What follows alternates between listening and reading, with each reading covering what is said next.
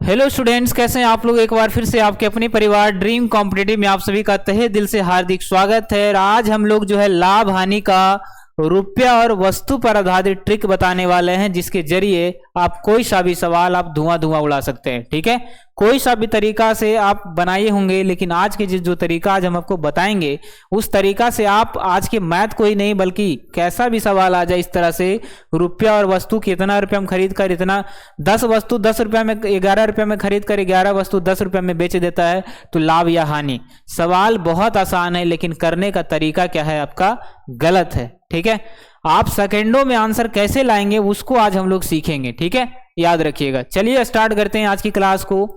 क्या रहेगा, वस्तु और रुपया पर आधारित सवाल रहेगा। और ऐसे क्वेश्चन को 90% बच्चे क्या करते हैं बाबू, गलत करके आते हैं एग्जाम में। तो आइए क्वेश्चन की शुरुआत करते हैं। तो सबसे पहली बात, कोई व्यक्ति है क्या कर रहा है कि 10 रुपया में 11 कलम खरीदा और 11 रुपया में 10 कलम बेच दिया। तो बताइए लाभ या हानि क्या होगा, लाभ या हानि प्रतिशत क्या होगा हमारा, ये सवाल है आपके सामने। कोई दिक्कत नहीं है। सबसे पहला सवाल लेते हैं ना, पहला सवाल यहां है आपका पहला सवाल। ठीक है, क्या है यहां पर आपका पहला सवाल है, 10 रुपया में 13 बॉल खरीद कर क्या करता है, 13 रुपया में 10 बॉल क्या करता है बाबू, बेच देता है। 10 रुपया में 13 बॉल खरीद कर 13 रुपया में 10 बॉल क्या करता है, तो बेच देता है। यह है आपका सवाल। ठीक है, तो जब भी ऐसा सवाल आपका एग्जाम में आता है तो एक तो तरीका है कि फॉर्मूला बेसिस, एक तरीका है कि यहां से भाग दे के एक वस्तु का निकालिए और यहां से भी भाग दे के एक वस्तु का निकालिए और दोनों के घटा के पता कर लीजिए लाभ हो रहा है कि हानि। दो तरीका बता दिए। फॉर्मूला बेसिस पहले करते हैं, उसके बाद हम लोग ट्रिक पर बात करेंगे। ठीक है, तो फॉर्मूला कहता है कि अगर लाभ या हानि प्रतिशत आपको निकालना हो, लाभ या हानि प्रतिशत आपको निकालना हो, तो जो वस्तु है, खरीद वाला जो वस्तु है, कौन वस्तु बाबू, खरीद वाला जो वस्तु है उसका स्क्वायर कर दीजिए और माइनस जो बेचने वाला वस्तु यानी कि जो विक्रय वस्तु है, जो विक्रय वस्तु है, वस्तु की बात कर रहे हैं ना कि रुपया की, उसका स्क्वायर कर दीजिए बटा विक्रय वस्तु का स्क्वायर कर दीजिए। विक्रय वस्तु, हम ये तरीका नहीं अपनाएंगे, हम ये बता रहे हैं कि जो बच्चे फॉर्मूला के आदी होते हैं, एक बच्चे कमेंट में किए हुए थे सर फॉर्मूला नहीं बताता है ना, ऐसे करके कुछ कमेंट आया हुआ था। तो हम सोचे क्यों ना कुछ फॉर्मूला से भी बताया जाए, ट्रिक तो बहुत पड़ता है। तो हम ट्रिक आज हम फॉर्मूला का यूज नहीं करेंगे, बस तरीका बता रहे हैं आपको करने का। अगर आप कंफ्यूज हो जाएं तो फॉर्मूला से भी कर सकते हैं, वरना मेरा क्लास पढ़ाने के बाद आप 1% भी आपको कंफ्यूजन नहीं रहने वाला है, रोज की तरह मजा आ जाएगा। ठीक है, चलिए। तो एक तो तरीका है ये करने के लिए, है ना, मतलब खरीद वस्तु मतलब क्या सर, 11 रुपया में 13 बॉल खरीदता है। तो बताइए खरीद वस्तु 10 रुपया है कि 13 है, तो सर 10 तो रुपया है, 13 बॉल है, मतलब वस्तु तो 13 है। वस्तु कितना है, 13 है, तो 13 का स्क्वायर कितना, 169 माइनस विक्रय वस्तु का स्क्वायर, बेचा कितना वस्तु, 10 बॉल, माइनस 10 का स्क्वायर हो जाएगा 100 और बटा विक्रय वस्तु का स्क्वायर, यानी कि हमेशा जो यहां रहेगा इसी को नीचे ले आना है और गुना कर देना है 100। तो साफ साफ पता चल रहा है 169 में से 100 घटाएंगे तो 69 बटा 100 गुना 100 करेंगे तो पता चल जाएगा कि हमको 69% हो रहा है। अब लाभ हो रहा है कि हानि कैसे पता करेंगे, तो क्या घटाने के बाद प्लस में आया कि माइनस में, तो सर प्लस में आया तो हम पता कर सकते हैं कि 69% का क्या हुआ है, तो लाभ हुआ है बाबू। क्या हुआ है, तो लाभ हुआ है, तो हमारा आंसर आ जाएगा लाभ। अब क्या हम इतना लंबा करेंगे, इतना फॉर्मूला याद रखना पड़ेगा सर, बिल्कुल नहीं। हम ऐसा तरीका बताएंगे एंटीबायोटिक, जो कि एक बार खा लो सर दर्द, पेट दर्द, कुछ भी बीमारी हो खत्म।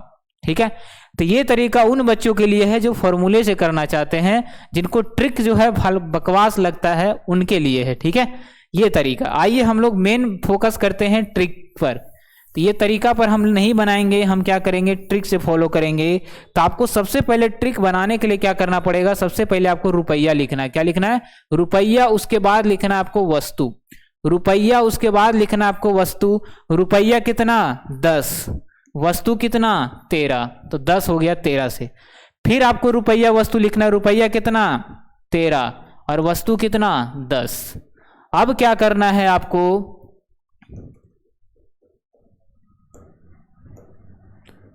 13 से हो गया 10। हमेशा सबसे पहले रुपया फिर वस्तु। कहीं भी सामान खरीदने जाइएगा तो क्या कहेगा, पैसा है। अब पैसा नहीं रहेगा, रुपया जेब में रहेगा तभी तो आप कोई वस्तु खरीदिएगा, है ना। तो सबसे पहले रुपया, तब कोई सामान, तब कोई वस्तु खरीदिएगा, नहीं तो कोई उपाय नहीं। आप पैकेट में पैसे नहीं, दुकानिया में जाके करिएगा, है ना।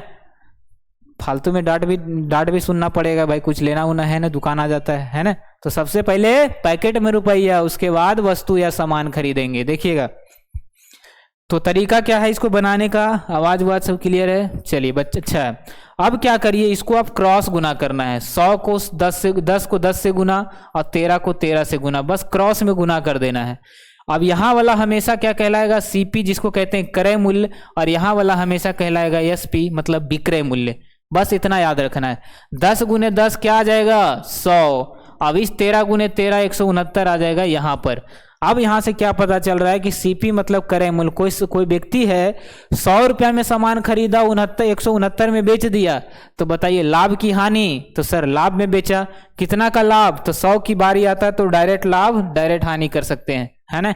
वरना नहीं पता तो ये क्रय मूल्य है, ये विक्रय मूल्य है ना। क्या हो रहा है, लाभ हो रहा है कि हानि हो रहा है। सर यहाँ पर तो आपको क्या लग रहा है बाबू, तो यहाँ पर तो लाभ हो रहा है। तो लाभ प्रतिशत बराबर क्या होता है, लाभ 69 का 69 ही तो लाभ हो रहा है, घटा करके देखना है। लाभ बटा क्रय मूल्य और गुना कर देना है 100, तो आ जाएगा 69% का क्या हुआ, तो लाभ हुआ। तो आंसर क्या आ जाएगा आपका, ऑप्शन नंबर ई। इस तरीका से बनाइएगा तो आपको बिना पेन पेपर का आप सॉल्यूशन कर सकते हैं इसे सवाल को, ठीक है, कोई दिक्कत नहीं है। आइए अगला सवाल लेते हैं। पहले रुपया फिर वस्तु, बस इतना याद रखना है आपको।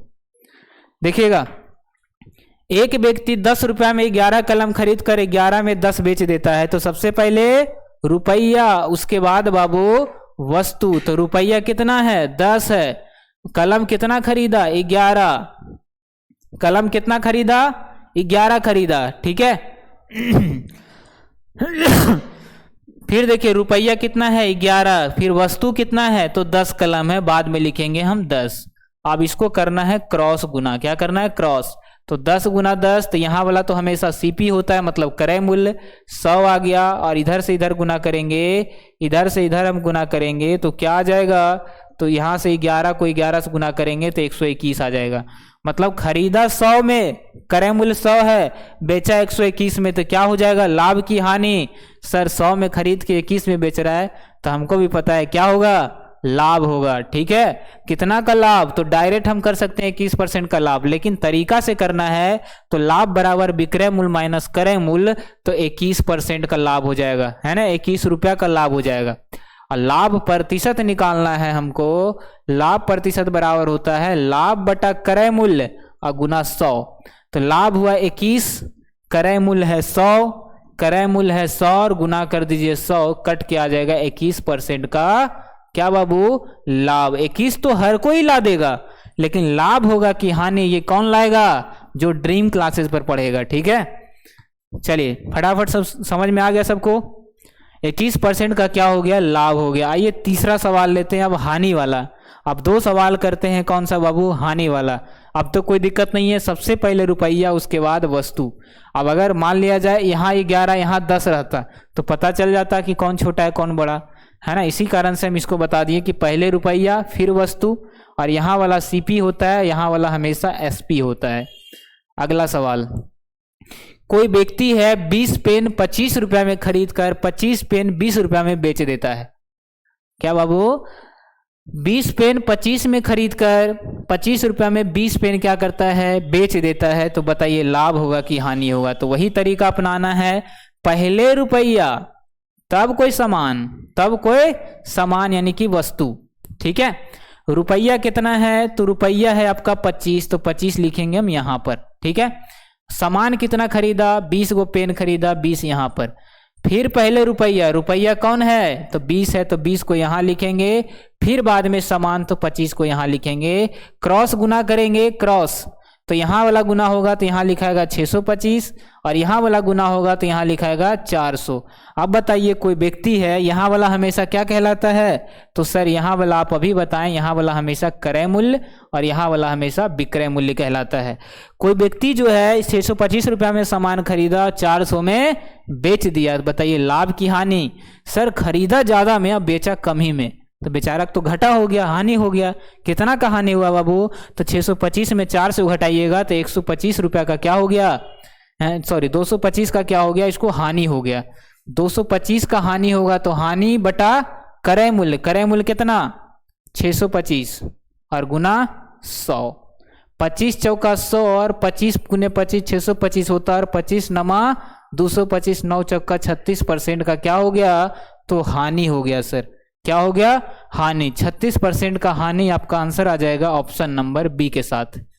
Got it? समझ में आ रहा है, मजा आ रहा है? आप फॉर्मूला से बनाना चाहे तो फॉर्मूला से भी बनाइएगा। तो क्या बताए थे? क्रय का स्क्वायर, क्रय वस्तु, तो 20 का स्क्वायर हो जाएगा 400। अब माइनस विक्रय का स्क्वायर, विक्रय वस्तु, विक्रय वस्तु 25 है, 25 का स्क्वायर 625, 400 में 625 घटाइएगा तो आ जाएगा 225 बटा विक्रय वस्तु का स्क्वायर बटा 625। तो यहाँ पर भी वही आया 225 बटा 625, फॉर्मूला से भी वही आ रहा है और आप ट्रिक से भी बना रहे हैं तो भी वही आ रहा है। कोई दिक्कत? अगला सवाल दे, चलिए करके बताइए इस क्वेश्चन का आंसर क्या आ जाएगा। फटाफट बताइए। 10 रुपया में 8 वस्तु खरीद कर 8 रुपया में 10 वस्तु बेच देता है तो लाभ या हानि प्रतिशत क्या होगा? चलिए एकदम फास्ट बनाना है, टाइम नहीं लेना है, ऐसा तरीका कि आपको जिंदगी में कभी गलती नहीं होगा ऐसे क्वेश्चन जब भी एग्जाम में आ जाए तो। ठीक है? कोई व्यापारी 10 रुपया में 8 वस्तु खरीदता है और 8 रुपया में 10 वस्तु बेच देता है। मजा आ रहा है कि नहीं? एक बार बताइएगा सब लोग। हाँ कमेंट में सब लोग जरूर बताइएगा क्लास कैसा लगा। अगर अच्छा नहीं लगा तो वो भी लिखना है, तो हम अगले क्लास से और ज़्यादा बढ़िया पढ़ाने का कोशिश करेंगे। ऐसा नहीं कि हमको बुरा लग जाएगा, फलना ऐसे बोल दिया। भाई उसको जैसा माइंड में जैसा लगा वैसा बोला है ना। चलिए कोई दिक्कत नहीं है, सवाल बहुत ईजी है, बहुत ईजी है ना। लेकिन हम बोले ना कन्फ्यूजन बच्चा कहाँ करता है, वही कन्फ्यूजन को दूर करना है। चलिए देखिएगा,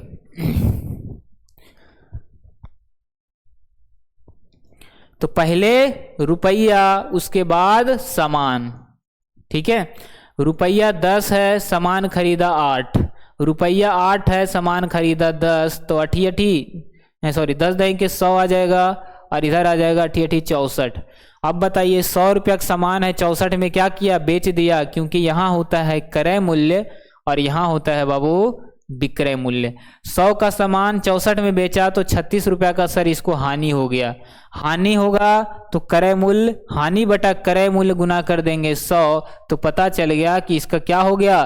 तो 36% का हो गया इसको हानि। अब कैसा भी सवाल आपका एग्जाम में आ जाए, पलट 8 रुपया इधर रहता, 10 रुपया इधर रहता तो लाभ हो जाता है ना। कैसा भी सवाल आ जाए बस ये याद रखना है, रुपया पहले फिर वस्तु क्रॉस क्रॉस गुना कर देंगे और घटा करके पता चल जाएगा लाभ की हानि। मजा आ गया? और इसमें क्या करवाएं? 4 क्वेश्चन करवा दिए, अब कभी आपको कोई दिक्कत नहीं रहने वाला है। ठीक है? तो मजे से जुड़िए, हमारे साथ पढ़िए, है ना। कुछ ना कुछ आपको जरूर फायदा होगा और लगे रहिए। ठीक है? कभी जिंदगी में हार नहीं मानना है। ठीक है? जब हम अपने आप पर भरोसा करते हैं कि हम जिस डायरेक्शन में चल रहे हैं उससे हमको सक्सेस मिलेगा, तो कभी भी जिंदगी में पीछे मुड़कर नहीं देखना है कि हाँ एक बार ऐसा नौबत आ जाता है कि लगता है कि अब तो छोड़ ही दे, लेकिन ऐसा हार नहीं मानना है आपको। ठीक है? लगे रहना है, कुछ ना कुछ होगा। पहले रिजल्ट होगा, रिजल्ट नहीं होगा, फिर रिजल्ट आप होगा पढ़ने के बाद। जब रिजल्ट हो जाएगा तो आपका हो सकता है मेडिकल में छाड़ देगा, मेडिकल होगा तो मेरिट लिस्ट में नाम नहीं आएगा। 2 से 3 बार असफलता मिलेगा, लेकिन सफलता भी जरूर मिलेगा। तो कभी हार नहीं मानना है, लगे रहिए, लगे रहिए। जब तक है जी में जान, जब तक है एज, लगे रहिए। ठीक है ना? एक समय ऐसा आएगा जब जो लोग आप पर आज हंस रहे हैं वही आप पर क्या करेंगे। आप खुद इमेजिन करके देखिए कि घर में किसी का अगर जॉब लग जाता है, नौकरी हो जाता है, तो जिस इंसान से आपके घर में लड़ाई चलते रहता है उससे भी आप कभी कभार बात करने का मन करता है कि भाई कहाँ चल रहा है, क्या है, कहाँ है, क्या कर रहा है, तो मज़ा में है। क्यों करते हैं? ताकि उसको सक्सेस मिल गया तो उसके बाद हमें भी क्या लगता है कि वो कुछ क्या करेगा, मोटिवेट करेगा पढ़ने के लिए, है ना। हाँ, और ऐसे इंसान के साथ कभी ना रहे जो आपको डीमोटिवेट करेगा। कितना इंसान क्या करेगा, पढ़ते रहिएगा घर में हम भी पढ़ते हैं, सब आएगा। इससे कोई क्वेश्चन आता है, इससे नहीं आएगा, इसको मत पढ़ो, है ना। ये सब लूसेंट टूसेंट कुछ नहीं आता है, बहुत सारा बच्चा बोल, लेकिन अपने आप पर भरोसा रखिए, सफलता जरूर मिलेगा, ठीक है। और लगे रहिए हमारे साथ आप लोग भी, ठीक है। जय हिंद, जय भारत।